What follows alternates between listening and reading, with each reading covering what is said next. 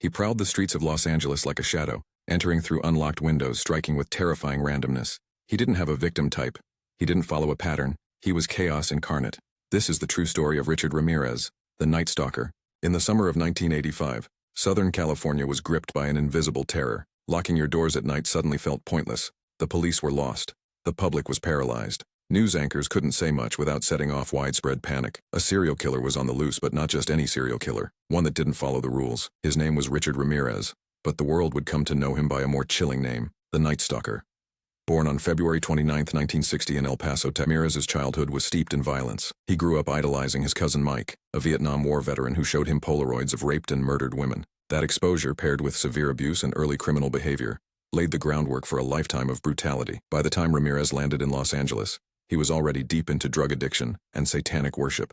But what made him especially terrifying was his randomness.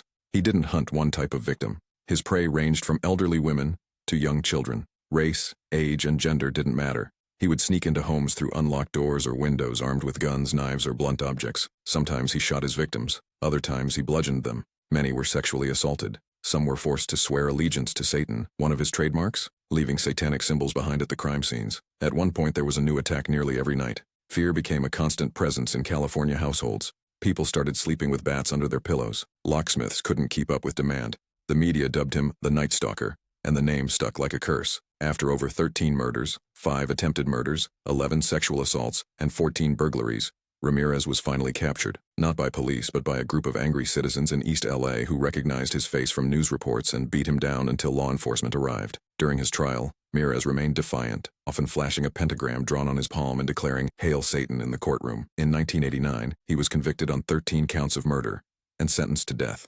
But he would spend over 2 decades on death row, dying of cancer in 2013 at the age of 53. Ramirez's case remains one of the most disturbing in American history, not just because of the brutality, but because of the unpredictability. He didn't stalk.